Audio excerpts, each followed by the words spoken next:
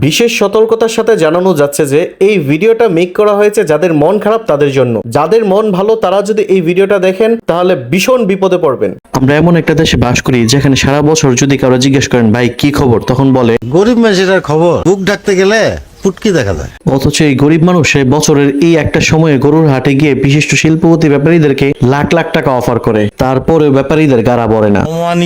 অমানবিক আরে তো জিবাটকে আর কুরবানি আসলে এখন সব পাবলিকরা জানে যে আগে আগে গরু কিনতে গেলে ব্যাপারীরা বলদ বানিয়ে পাঠায় দিবে বাসায়। এই জন্য একদম লাস্ট মোমেন্টে গিয়ে গরু কিনবো, তাইলে জিতা যাইবো।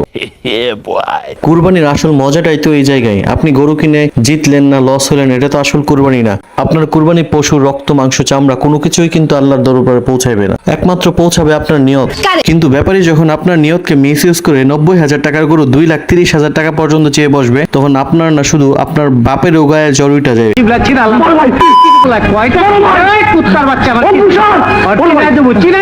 এখন অনেকেই বলতে পারেন যে ভাই নিজের বাপরে বড় ভাই ডাকার সায়েন্সটা কি বলেন তো দেখি।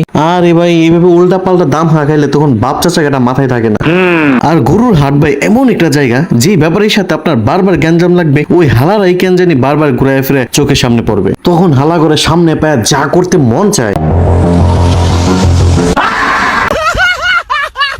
বাট সবার কিন্তু বড় গরু কেনার সামর্থ্য থাকে না। তখন ব্যাপারীকে যদি বুঝান যে ভাই 50-60 হাজার টাকার মধ্যে একটা ভালো মানের একটা গরু দেখান তো, তখন ব্যাপারী বলে ধুর মিয়া আপনি গরু নাকি, গরুর বাজারে আইডিয়া রাখেন না, 50-60 হাজার টাকার দামে তো কোনো ছাগলও পাইবেন না এখন। তখন তাদেরকে ধুইরা আমার যা করতে মনে।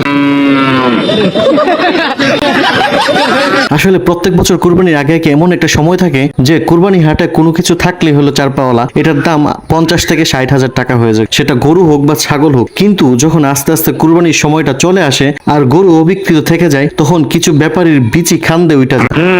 এরপর থেকে ব্যাপারীরা শুরু করে ব্ল্যাকমেল খেলা। এই গরুটা আমার সন্তানের মতো, আমি নিজে ঘাস খাইছি কিন্তু ওরে হরলিক্স খাওয়াইছি, আমার পুলারে দিয়ে হাল চাষ করাইছি কিন্তু ওরে আমি প্রতিদিন স্কুলে পাঠাইছি।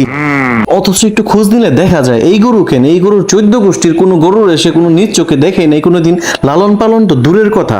নিশ্চিত কোনো এক জায়গা থেকে এক লোড গরু একসাথে কিনে নিয়ে আসছে আর পাবলিককে ভুংবাং উল্টা পাল্টা বোঝাইতেছে, বোঝাইয়া 1 লাখ টাকার গরু 2 লাখ টাকা বিক্রি করতেছে। গরুটা বিক্রি করতে দেরি। তবে আমার এক মোটা ভটকা বন্ধু আছে, সে কোনো বছর কুরবানি না দিলেও কুরবানি 7 দিন আগে থেকেই হাটে যাওয়া আসা শুরু করে দেয়, শুধুমাত্র হাটে গিয়ে হাঁটাহাঁটি করে নিজের ভুঁড়িটা একটু কমানোর জন্য। হালা বলো ধরে আমি এত সুন্দর করে চিকন হওয়ার বুদ্ধি দিলাম, তাও সে আমার বুদ্ধি নিল না। অবশেষে জানতে পারলাম আমি হালায় নাকি গরুর ট্যাবলেট খেয়ে মোটা হয়েছে। তারপর জানতে পারছি ওর হাঁটাহাঁটির রহস্যটা। কিন্তু হালায় ভটকে হয়েছে এমন বলদ, যখন গরুর হাট থেকে কুরবানি গরু নিয়ে আসে এমন ভাব লয় যে একাই সব উল্টায় দিবে।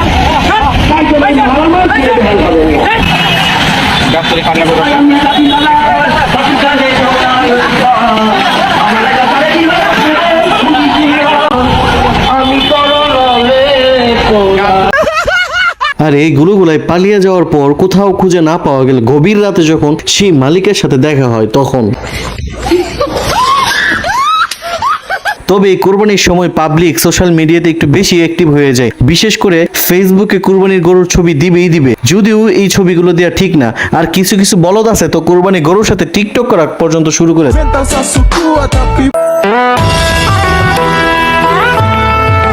আর সব ব্যাপারীর গাঁজাখুরির দাম শোনার পরে ফাইনালি যখন আপনার বাজেটের থেকেও কম দামে গরু পেয়ে যান, তখন আপনার খুশির টেলায় একদম 65 বেশি হয়ে যায় না?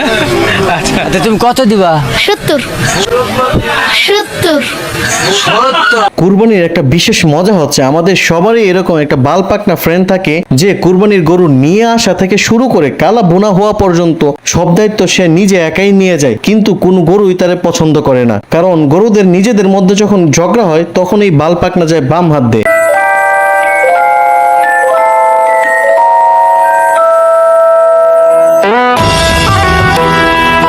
তারপরে ওই বালপাকনার ভাব কমে না, তখন বলে জানোস আমি ল্যাংটাকাল থেকে গরু ধরে আসতেছি। এরপরে ওর ল্যাংটাকালের এক্সপিরিয়েন্স ওরে আবার ল্যাংটা করে দেয়।